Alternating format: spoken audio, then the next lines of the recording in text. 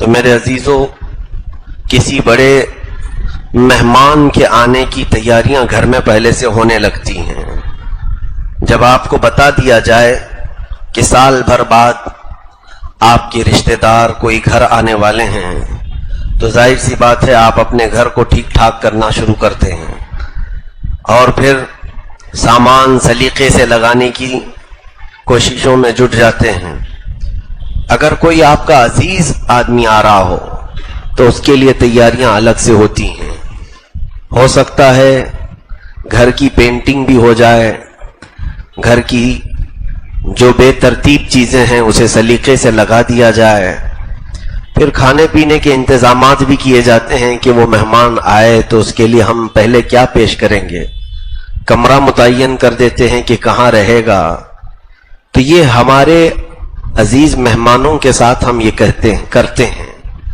تو جب امت مسلمہ کو یہ بتا دیا جائے کہ تمہاری زندگی میں جو رمضان آتا ہے وہ اللہ کی طرف سے مہمان ہوتا ہے، اللہ کا مہمان، اسے ضیف الرحمان کہا جاتا ہے، رحمان کا مہمان، وہ جب ہمارے گھروں پر آئے تو ظاہر سی بات ہے ہمیں پھر اپنے تمام قواعد، اپنے تمام ضوابط اور اپنی زندگی کے ساری بھی ترتیب چیزوں کو ٹھیک کرنے کی ضرورت ہوتی ہے۔ رمضان جس کے گھر میں داخل ہوا اللہ کا مہمان بن کر کے آیا۔ قیامت کے دن ایک شخص سفید لباس میں آئے گا، بہت ہی نورانی صورت اس کی ہوگی، اور جب حساب کتاب چل رہا ہوگا تو وہ شخص سامنے آ کر کھڑا ہو جائے گا اور کہنے لگے گا کہ اے مولا تو اس کی بخشش نہ فرما، اس کو تو جنت نہ عطا کر۔ تو وہ رب ذوالجلال کے حضور جب احتجاج کرے گا، اللہ رب العزت اس سے پوچھے گا کہ اس کے خلاف تو کیوں کھڑا ہے؟ تو وہ کہے گا کہ مولا میں اس کے گھر مہمان بن کر کے گیا تھا، لیکن اس نے میری کوئی خاطر مدارات نہیں کی، میرے ساتھ نہ محبت کا سلوک کیا، نہ مجھے اس نے کچھ پوچھا۔ تو بندہ کہے گا کہ اے بندے تو جھوٹ تو نہیں بول رہا ہے، پوری زندگی میں کبھی میں نے تجھے اپنے گھر آتے دیکھا تو نہیں، کبھی میں نے دیکھا نہیں کہ تو مہمان بن کر میرے گھر آیا تھا، تو ہے کون جو میرے خلاف مقدمہ کیا ہے؟ تو اللہ رب العزت خود فرمائے گا اے بندے یہ جھوٹ نہیں بولتا، یہ ماہ رمضان ہے، آج اسے شکل دی گئی ہے، یہ خوبصورت حسین نوجوان کی شکل میں جو آج آیا ہے یہ میری طرف سے تیرے گھر بھیجا جاتا تھا ہر سال، اور اس نے تیرے خلاف آج مقدمہ کیا۔ قسم رب ذوالجلال کی،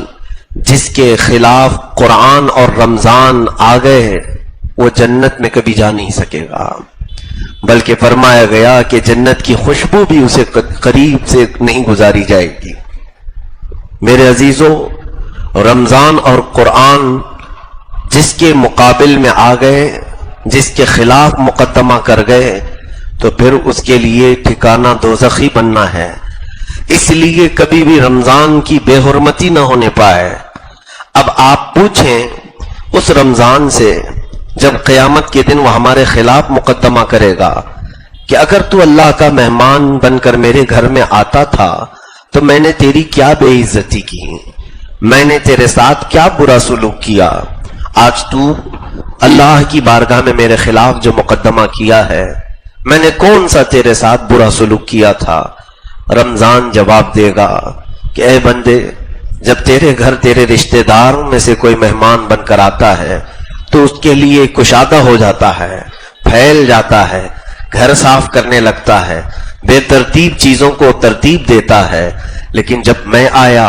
تو تیرے گھر میں برائیاں ویسی کی ویسی تھیں، تیرے گھر کے اندر ناچ گانے تو ویسی ہی تھے، تیرے گھر کے اندر دن میں کھانا پینا ویسی ہی جاری تھا، تیرے گھر کے اندر رات میں